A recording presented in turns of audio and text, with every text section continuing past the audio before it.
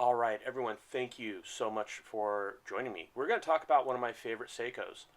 This is my Turtle. This is the SRPE 93, which replaces the old SRP 777. Totally different numbers, but it's the exact same watch. I love this watch. Let's talk about how it got its name. This is the Turtle. And there's the monster, the tuna, the samurai. This is called a turtle because of the shape of its case. If you notice, like on the back of the case here, this has what they call a pillowback case. So those edges are all very rounded. Those lugs kind of curve down around. So this is a fairly large watch, but it wears incredibly comfortably. One of the things you'll notice is that all these edges are nicely beveled and soft. So when you bend your wrist, there's nothing really that you're going to be, pressing hard into. It's a super comfortable watch. This is the Seiko 4R36 movement. It's a solid movement. It keeps great time. It's probably a plus 8 second a day watch, which is just what I would expect. It does have a hacking ability, so when you pull that crown out, it stops the second hand and allows you to synchronize or get really accurate timings. I'm again like plus 8 seconds a day on this watch. It is you can hand wind it. It's an automatic, so it will wind with your arm movements. I actually keep it on a winder. I typically don't keep it in the box. One of the really nice things about this watch is it came with a rubber strap, and this is a really pretty high quality silicone strap. It's branded nicely. The keeper and the clasp bar, stainless steel. It's nice. It's hefty. I'm just not a big fan of silicone straps, so I bought myself this really nice stainless steel milled bracelet, and I really like the quality on this. This is a heavy duty bracelet. It wears really nicely. I especially like it in the summer when it's pretty hot. It it keeps cool. It dries nicely and quickly. So it's really my go-to watch for summertime. As the name Turtle implies, this is a watch designed to get wet, and it's also really very sturdy and well armored. This is not a delicate watch. This is a solid tool watch, and it's not the fanciest watch out there, but it is one of the toughest. I have just abused this dive watch.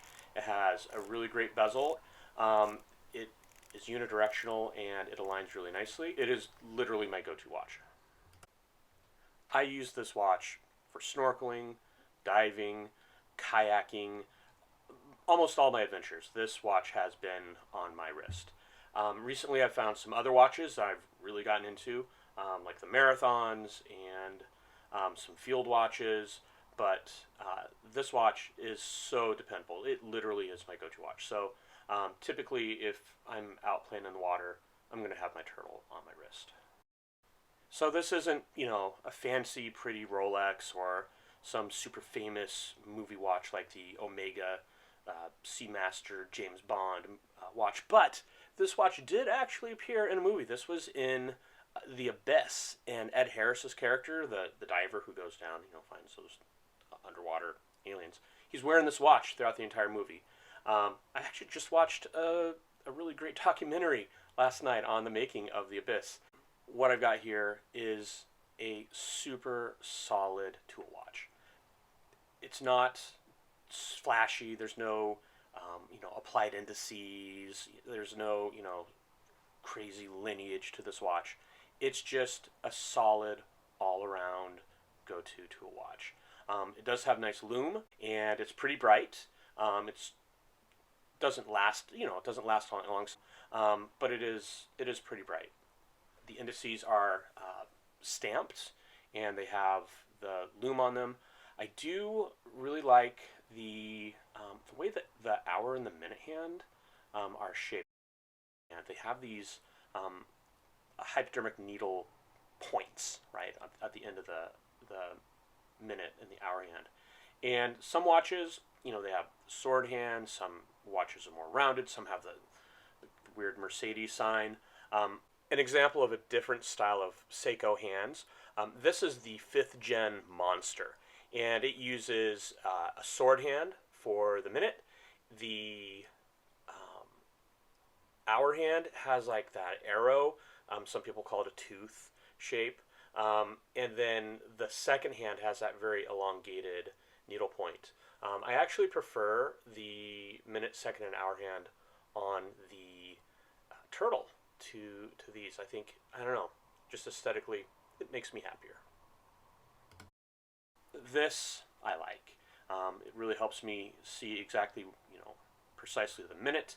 I also like the fact that there's not a ton of little tiny little hash marks in between the minutes. I like the cleanliness of this face.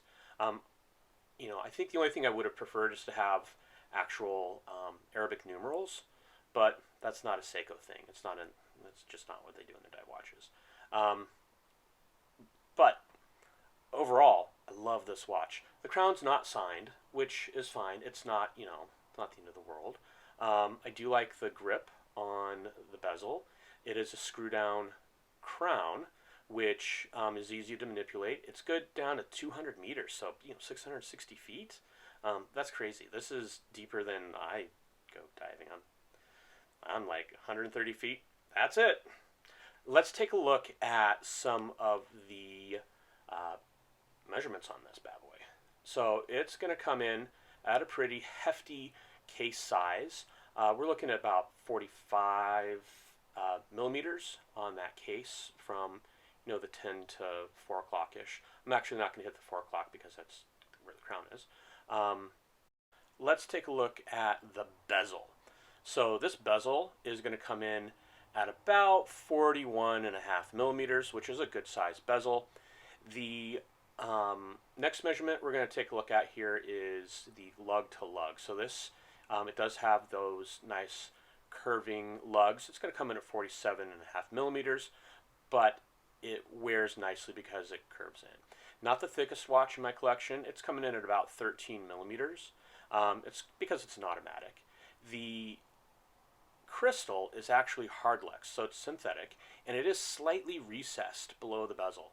Now I have just put this watch through crazy stuff, and I have no scratches on the actual crystal.